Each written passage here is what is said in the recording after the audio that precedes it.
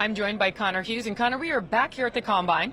And you know, let's talk about the Jets O-line. We'll pick up right where we left off, okay? Yeah. They cut Laken Tomlinson. This was a guy who didn't miss a snap. He was their most reliable guy.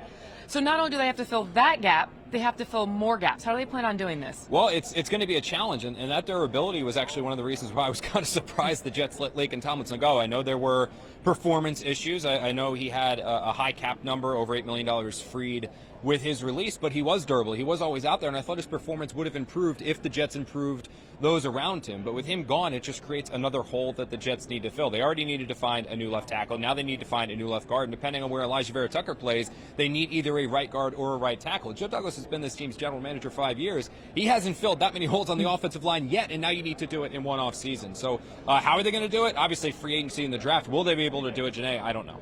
They got that 10th overall pick. Do they have to take a tackle with that 10th overall pick? That would be the plan, but is somebody going to be there? You know, Olo Fashanu, the tackle from Penn State, he might not be there. Joe Alt might not be there. The kid from Oregon State, he might not be there. And if that situation arises, very similar to the situation that the Jets and Joe Douglas found themselves in last year, then they're going to have to go elsewhere. And the name I'd keep an eye on, it's the tight end from Georgia, Brock Bowers. He's somebody that, again, we talk about needing to find another weapon to complement and to pair with Garrett Wilson. Where you think, okay, another number one or another number two receiver? Not necessarily. We've seen quarterbacks work with wide receivers and tight ends as that number two option. Think about Tyreek Hill, Travis Kelce. Yeah. Maybe the Jets try to recreate that as well and throw them into a rotation that also includes Tyler Conklin, Jeremy Ruckert, and then Bowers.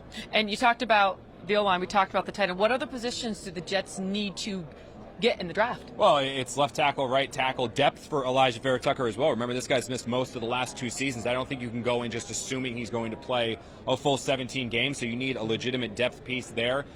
Even in the secondary, maybe with a safety as well, because you have Jordan Whitehead who's going to be gone. Do you really trust Ashton Davis to be that guy who's going to step up? He's also an unrestricted free agent. So there are other holes on this team. Depth at running back, someone behind Breece Hall if you don't necessarily believe in Izzy Abadaconda, quarterback number 2 as well. So this is a Jets team that I know they had Super Bowl aspirations last year, but I think Aaron Rodgers' absence from the lineup exposed the number of holes on this roster. And in a win-now year with a playoff mandate, or basically a playoff mandate, it's going to be a challenge to fill all these holes. But we aren't talking number 1 quarterback anymore.